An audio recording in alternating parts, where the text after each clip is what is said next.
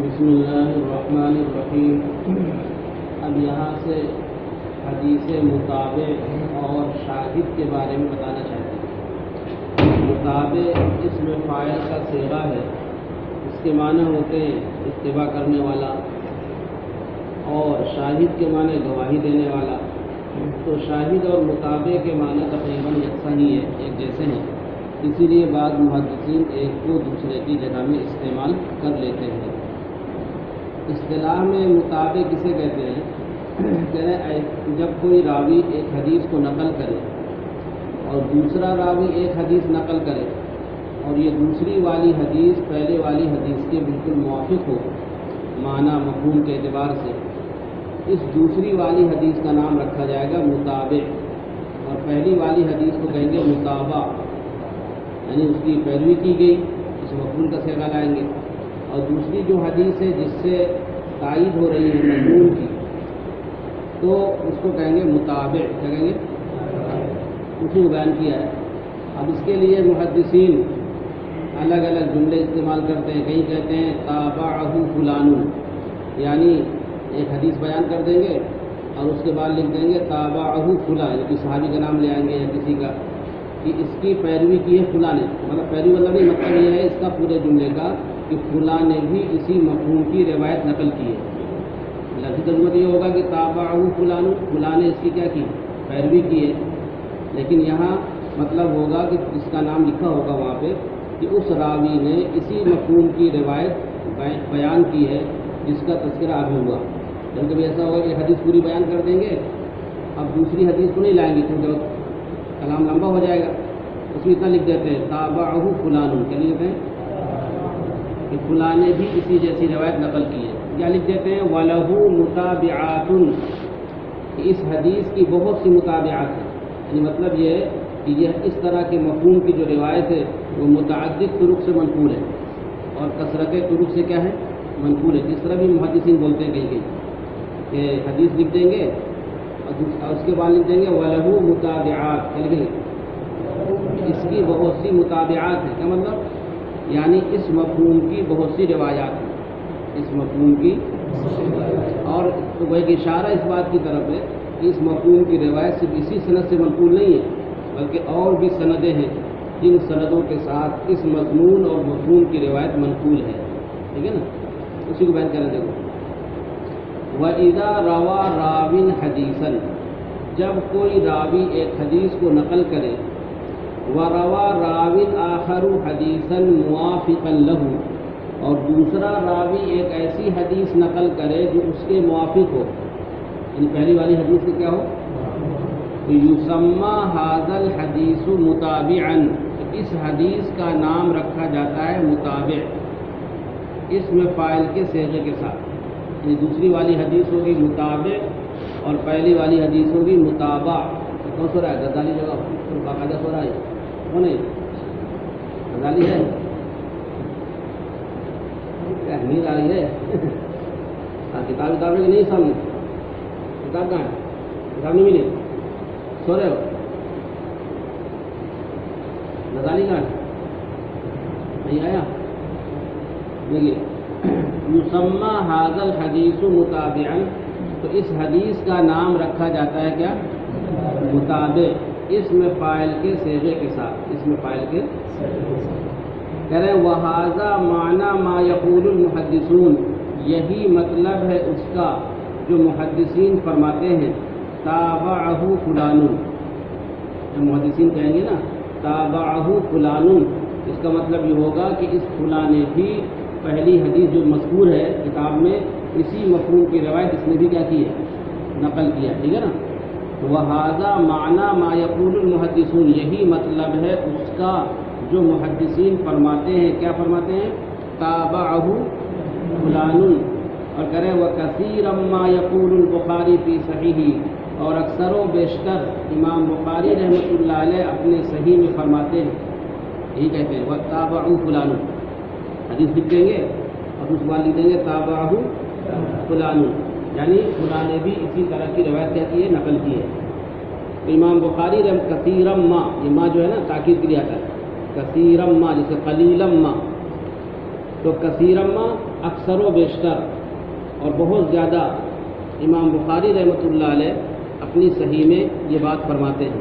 یہ جملہ اکثر لائیں گے وہ تابعہ فلان. وَيَقُولُونَ اور محدثین یہ بھی کہتے ہیں وَلَهُ مُتَابِعَاتٌ. اس کا مطلب یہی ہوتا ہے حدیث لکھ دیں گے اس کے بعد لکھ دیں گے وَلَهُ مُتَابِعَاتٌ، یعنی اس مفہوم کی بہت سی روایتیں ہیں. اس مفہوم کی اب متابعت سے فائدہ کیا ہوتا ہے؟ کہتے ہیں وَالْمُتَابَعَةُ يُوجِبُ التَّقْوِيَةَ وَالتَّأْيِيدَ. متابعت تقویت اور تائید کا سبب بنتی ہے. جب ایک مفہوم کی روایت کئی سند سے منقول ہو اور کئی لوگ بیان کریں تو اس سے قوت پیدا ہو جائے گی نا. اگر ایک بیان کرے اس میں جو ہوتا ہے پتہ نہیں صحیح ہے کہ غیر صحیح ہے، لیکن جب اسی مضمون کی روایت کو کئی لوگ بیان کر رہے ہیں اور کئی راوی نقل کر رہے ہیں اور اس کے کئی متعدد طرق ہیں تو پھر کیا ہوگا؟ تقویت پیدا ہو جاتی. کیا پیدا ہوتی؟ جیسے کوئی فتویٰ دے تو اگر ایک مفتی صاحب کے دستخط ہوتے ہیں تو اتنی تقویت نہیں ہوتی، اس میں کئی لوگوں سے دستخط کرائے جاتے ہیں. سب لکھتے ہیں نا الجواب الصحیح، الجواب الصحیح کی دستخط کر دیتے ہیں. اگر 3 4 5 مفتیان کرام فتویٰ دیں، دستخط کر دیں اور تائید کر دیں تو اس کی تقویت اور اس کی قوت بڑھ جائے گی نہیں بڑھ جائے گی؟ اگر ایک مفتی صاحب دستخط کرتے تو وہ بات نہ ہوتی جو 4 5 کے دستخط کرنے سے پیدا ہوتی ہے. یہی حال یہاں بھی ہے کہ گویا کہ تمام راویوں نے اسی مفہوم کی روایت کو کیا کیا؟ نقل کیا. اس سے تقویت پیدا ہوتی. کیا پیدا ہوتی ہے؟ تو والمتابعۃ یوجب التقویۃ والتأیید. متابعت تقویت اور تائید کو ثابت کرتی ہے. کیا کہو گے؟ متابعت تقویت اور تائید کو. اب کہہ رہے ہیں کہ یہ ضروری نہیں ہے کہ متابع اصل کے مرتبے میں بھی مساوی ہو. ایسا ہو سکتا ہے کہ جو اصل روایت ہے جس کی متابع ہے، یعنی جو متابع ہے وہ اس کا درجہ کچھ اور ہے اور اس کا درجہ کچھ. آپ پڑھیں گے حدیث کے درجات ہوتے ہیں صحیح لذاتہ ہی، صحیح لغیرہ ہی، حسن لذاتہ ہی، حسن. تو ضروری نہیں کہ متابع بھی صحیح لذاتی ہو تو متابع بھی صحیح لذاتی. ایسا ہو سکتا ہے کہ متابع ہے صحیح لذاتی اور متابع حسن لذاتی ہو جائے یا حسن لغیرہ ہو جائے. بات سمجھ نا؟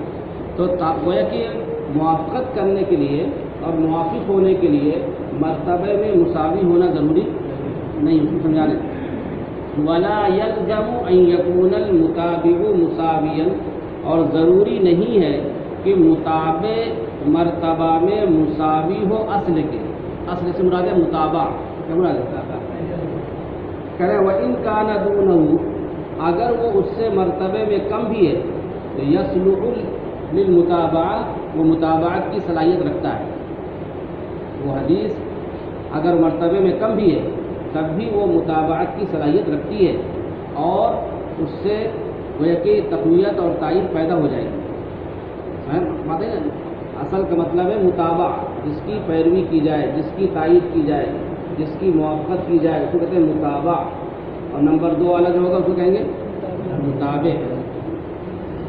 اب کہہ رہے ہیں کہ کبھی جو ہے متابعت نفس راوی میں ہوتی ہے کہ جس سے ہم نے سنا اسی سے اس نے بھی سنا، اور کبھی کہتے ہیں کہ شیخ کے اوپر یعنی شیخ الشیخ میں ہوتی ہے متابعت. تو گویا کہ 2 قسم ہوتی ہے متابعت کی، متابعت تامہ اور متابعت قاصرہ. اگر شیخ میں اور استاد میں متابعت ہو، مطلب کہ جس نے اس راوی نے اپنا شیخ جس کو بتایا تو دوسرے راوی نے بھی اپنا شیخ اسی کو بتایا، اس کو اور پھر سند بھی اسی طرح کی چلی، پھر مفہوم بھی اسی طرح کی روایت ہے. اس طریقے سے گویا کہ سند میں بھی متابعت ہو گئی اور مفہوم میں بھی. تو یہ متابعت تامہ ہے. اور اگر اس نے بتایا کسی کو شیخ اور دوسرا راوی بتا رہا ہے کسی کا شیخ اور پھر شیخ الشیخ میں آگے چل کے تو وہ اتحاد ہو جاتا ہے، آگے چل کے وہی شیوخ مل جاتے ہیں، تو اس کو کہتے ہیں متابعت قاصرہ. کہہ رہے اس لیے کہ سند کے شروع میں کمزوری ہوتی ہے. سند کے شروع میں کیا ہوتی ہے؟ اس لیے کہ سند کا شروع کا مطلب یہ ہوگا کہ وہ راوی جیسے ہم کہیں ہم سے فلاں نے بیان کیا تو اس زمانے کا جو شیخ ہوگا وہ ہم سے بیان کرے گا نا. تو جتنا آدمی نبوت کے زمانے سے دور ہوگا اور جو بھی زمانہ نبوت کے زمانے سے دور ہوگا اس میں گویا کہ حالات اتنے ہی خراب ہوں گے. جو زمانہ اللہ کے رسول سے قریب تھا، خیر القرون تھا، آپ کا زمانہ، صحابہ کا زمانہ، تابعین کا زمانہ، پھر تابعین کا زمانہ آیا، پھر اس کے بعد اور آگے زمانے بڑھتے گئے، ائمہ کا زمانہ آیا. تو جتنا زمانہ آگے بڑھتا گیا اور آج 15ویں صدی چل رہی ہے تو اس میں اور خرابیاں آگے نہیں آ گئی. آج جو خرابیاں ہیں وہ آج سے 100 سال پہلے نہیں تھیں، اور 100 سال پہلے جو خرابیاں تھیں وہ آج سے پہلے نہیں تھیں. جتنا آپ پیچھے جائیں گے اتنے ہی حالات اچھے ہوں گے. اور اس زمانے میں لوگوں کے اندر دیانتداری اور سچ بولنا یہ کیا تھا، زیادہ تھا بمقابلے آج کے. اس لیے کہ آج جو ہے جھوٹ عام ہے، دھوکہ دینا عام ہے. اس طریقے سے کہہ رہے ہیں کہ صنعت کے شروع میں ہی کمزوری ہوتی ہے. جتنی صنعت آگے بڑھتی جائے گی تو وہ تو زمانے نبوت سے قریب ہوتی جائے گی نا. نہیں سمجھے؟ جیسے حدثنا فلاں کہتے ہیں، پھر کہتے کہتے تابعین کا زمانہ آ جاتا ہے، کوئی تابعی بیان کرے گا، پھر تابعی نقل کرے کسے، صحابی سے. اور ہم سے جس نے بیان کیا وہ تو اس زمانے کا ہوگا نا، 15ویں صدی کا ہوگا. پھر ان سے جس نے بیان کیا ہوگا تو تھوڑا اور آگے ہوں گے، آگے زمانے کے ہوں گے. پھر ان سے جس نے بیان کیا ہوگا تو وہ اور آگے ہوں گے. تو جتنی صنعت آگے بڑھتی جائے گی گویا کہ وہ صنعت کے راوی خیر القرون سے قریب ہوتے جائیں گے. تو کمزوری اور ذوق جو ہوتا ہے وہ صنعت کے شروع میں ہوتا ہے. کس میں ہوتا ہے؟ صنعت کے آخر میں نہیں ہوتا. اس لیے کہ جب صحابہ کا دور آ گیا تو خیر القرون ہے. تابعین میں بھی زیادہ گڑبڑیاں نہیں تھیں. اب آگے جتنا دور بڑھتا جائے گا اتنی کیا ہوں گی. جیسے کہ اللہ والے کا واقعہ لکھا ہے نا کہ وہ روٹی بیچ رہے تھے، ایک باسی روٹی اور ایک تازی روٹی. تو باسی روٹی مہنگی دے رہے تھے اور تازی روٹی سستی دے رہے تھے. تو لوگوں کو تعجب ہوا. ہونا تو یہ چاہیے تھا کہ تازی روٹی مہنگی ہو اور باسی روٹی کیا ہو، سستی ہو. ان سے پوچھا گیا تو انہوں نے کہا کہ باسی روٹی کا زمانہ نبوت کے زمانے سے قریب ہے. چاہے 1 گھنٹہ ہی قریب ہو یا 2 گھنٹے قریب ہو، لیکن یہ باسی روٹی جو ہے نا، باسی کب بنتی ہے؟ جب رات گزر جائے. شام کا کھانا ہے اور شام رات گزرنے کے بعد جو صبح کھائیں گے تو کیا کہیں گے؟ باسی کہتے ہیں نا، باسی کھانا سمجھتے نا.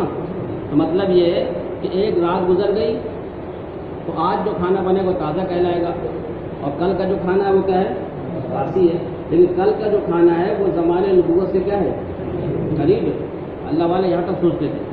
وہ کہتے تھے کہ یہ روٹی کا زمانہ کہاں سے قریب ہے؟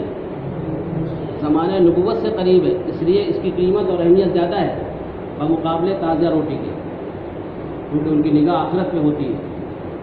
اس لیے کہہ رہے ہیں کہ جو کمزوری ہوگی، ذوق ہوگا، وہ صنعت کے شروع میں ہوتا ہے. کس میں ہوتا ہے؟ اگر صنعت کے شروع میں ہی استاد میں دونوں راوی شریک ہو گئے، وہ بھی اپنا شیخ بتاتا ہے فلاں کو اور وہ بھی بتاتا ہے اپنا شیخ اسی کو، تو گویا کہ صنعت میں اتحاد ہو گیا، وہ کمزوری دور ہو گئی. تو فرماتے ہیں کہ والمتابعۃ قد یکون فی نفس الراوی، متابعت کبھی ہوتی ہے نفس راوی میں، متابعت کبھی ہوتی ہے نفس راوی. وقد یکون فی شیخ فوقہ، اور کبھی متابعت ہوتی ہے ایسے شیخ میں جو اس سے اوپر ہے، یعنی استاد الاستاد میں ہوتی ہے. کہتے ہیں والاول اتم، پہلی والی متابعت کامل ہے. واکمل من الثانی، دوسرے کے مقابلے میں یہ پہلی والی متابعت کیا ہے؟ کامل ہے. اس کو کہتے ہیں متابعت تامہ.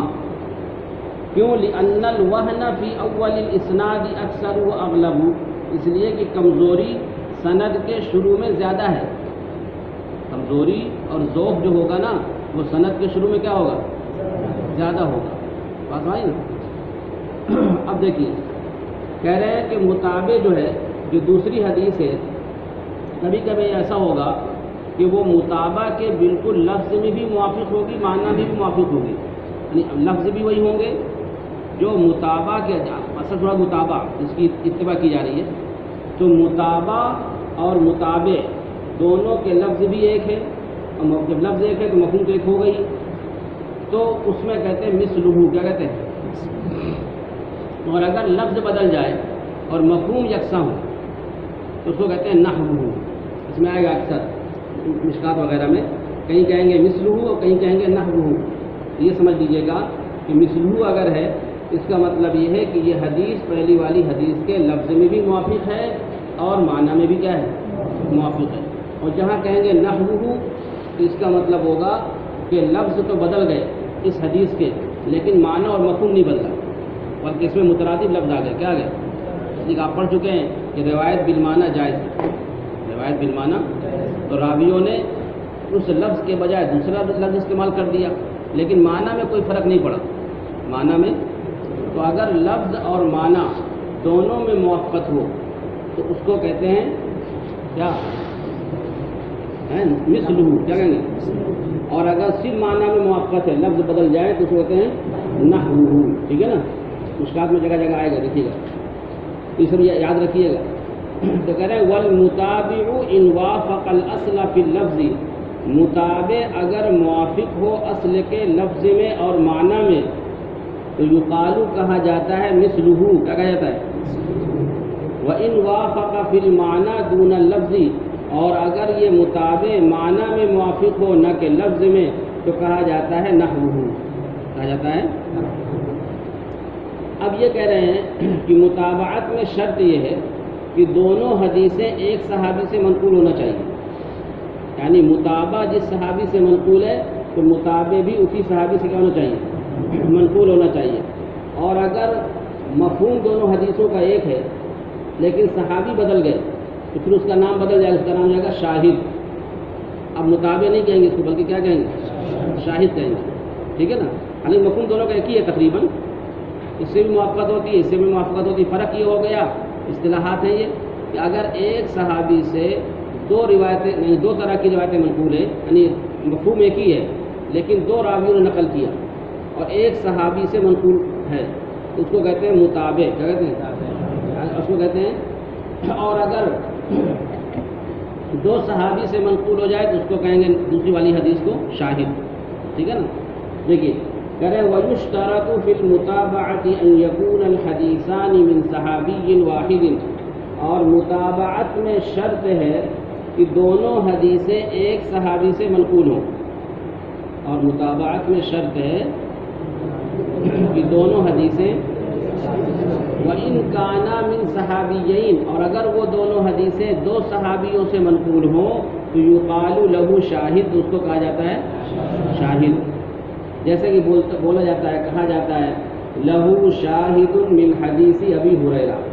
اس طرح کے جملے آئیں گے حدیث کی کتابوں میں کہ جیسے کہ کوئی حدیث بیان کریں گے اس کے بعد لکھ دیں گے یہ عبارت لہو شاہد من حدیث ابی ہریرہ. مطلب یہ ہے کہ حضرت ابو ہریرہ کی روایت بھی اسی طرح کی شاہد ہے. یعنی مطلب یہ ہے کہ اسی طرح کی روایت ابو ہریرہ نے بھی نقل کیا ہے. وہ صحابی کوئی اور ہوں گے اور ابو ہریرہ سے بھی اسی طرح کی روایت کیا ہے؟ منقول ہے. اگر ایک ہی صحابی ہوتے تو بن جاتی کا مطابق، لیکن یہاں صحابی بدل گئے چونکہ، لیکن مفہوم ایک ہی رہے گا. معنی مفہوم کیا رہے گا؟ اس لیے کہیں گے شاہد. کیا کہیں گے؟ یا اس طرح بولا جاتا ہے یقال، بولا جاتا ہے، کہا جاتا ہے لہو شواہد، اس کے بہت سے شواہد ہیں. جیسے کوئی حدیث بیان کریں گے، جیسے وہاں کہہ رہے تھے لہو متابعات، اس کے بہت سے متابع ہیں، یعنی متعدد طرق کی طرف اشارہ ہوتا ہے. اسی طریقے سے یہاں پر کہیں گے لہو شواہد، کہ اس حدیث کے لیے بہت سے کیا ہیں؟ شواہد ہے، یعنی اس مفہوم کی روایت اور بھی موجود ہے. یا اس طرح کہا جائے گا یشہد بہ حدیث فلان، کہ اس کے لیے شاہد ہے فلاں کی روایت. اس طرح کے جملے آئیں گے. اس لیے کہہ رہے ہیں کبھی یہ کہیں گے کبھی یہ کہیں گے.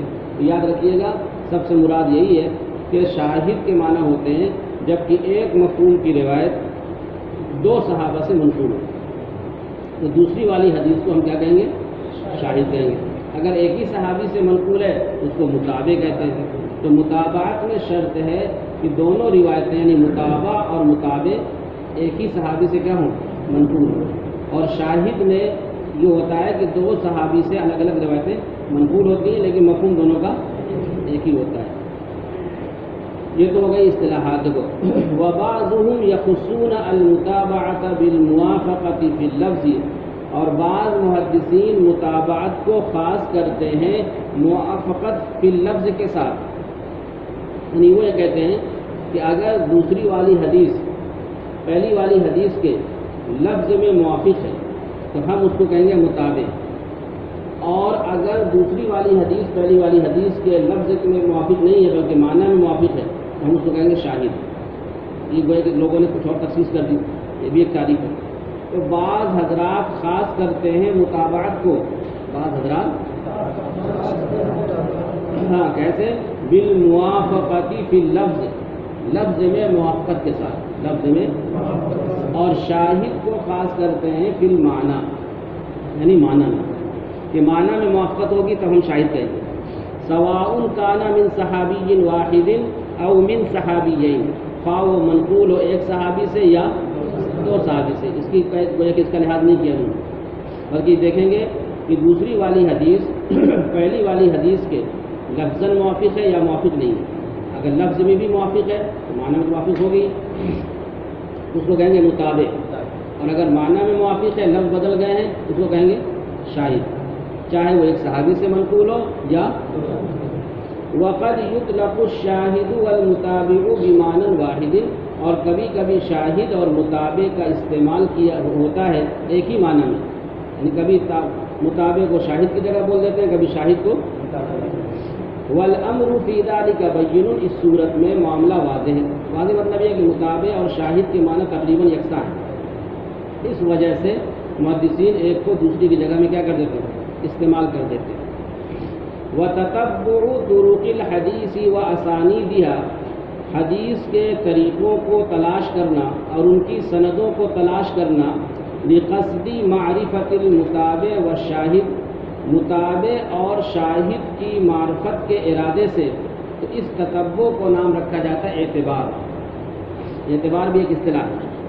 اعتبار کا مطلب ہوتا ہے محدثین کی اصطلاح میں کہ کوئی راوی یا کوئی محدث ایک حدیث کی متعدد طرق کو تلاش کرے کہ یہ حدیث کن کن سندوں سے منقول ہے. ابھی تو فیصلہ ہوگا کہ یہ متابع ہے یا متابع ہے نا، کون متابع ہے کون متابع ہے کون شاہد ہے.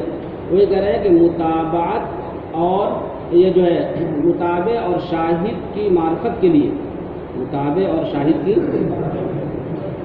حدیث کی متعدد سندوں کو تلاش کرنا اور جستجو کرنا، یہ بہت بڑا کام ہوتا تھا. اب تو کتابیں آ گئی، سب چیزیں موجود ہیں، صرف آپ کا کام یہ ہے کہ عبارت پڑھ لیجیے، ترجمہ کر لیجیے، ہے نا. یہ بھی نہیں ہو پاتا ہم لوگوں سے، صحیح بات بھی نہیں پڑھ پاتے. اس زمانے میں کتنا بڑا کام تھا کہ حدیث کی سندیں تلاش کی جاتی تھی کہ یہ حدیث کتنے طریقوں سے منقول ہے. اب تھوڑا آسان ہوگا، آپ سرچ کر لیجیے، ہے نا، تو سب چیزیں آ جاتی ہیں. حدیث کا کوئی جملہ ڈال دیجیے، اس میں ایک وہ جملہ جن جن حدیثوں میں آیا ہوگا، جہاں جہاں آیا ہوگا سب آ جاتا ہے. ایسا نہیں آتا. اور کتنا آسان ہو گیا. پہلے تو تلاش کرنا پڑتا تھا اور ایک ایک حدیث کی نہ جانے کتنے لمبے سفر کرنا پڑتے تھے، اور پھر جا کے جو ہے جمع کرتے تھے کہ یہ حدیث کہاں کہاں ہے، کن کن لوگوں سے منقول ہے. تو اس کا نام ہے اعتبار. کیا نام ہے؟ وہی کہہ رہے ہیں وَيُشْتَرَطُ وَتَتَبُّعُ طُرُقِ الْحَدِيثِ وَأَسَانِيدِهَا، حدیث کے طریقوں کو تلاش کرنا، حدیث کے طریقوں کو طریقہ وہی سند، آگے سند بھی آ رہا ہے، اور اس کی سندوں کو تلاش کرنا، جستجو کرنا. کہنے کے لیے لقصد معرفت المتابع والشاہد، متابع اور شاہد کی معرفت کے لیے، جاننے کے لیے. یسمى الاعتبار، تو اس تتبع کو محدثین کی اصطلاح میں کیا کہا جاتا ہے؟ الاعتبار. ٹھیک ہے نا. ایک حدیث کی متعدد طرق کو جو تلاش کیا جائے گا اور جستجو کی جائے گی، اس کو محدثین کی اصطلاح میں کیا کہتے ہیں؟ الاعتبار. ٹھیک ہے نا.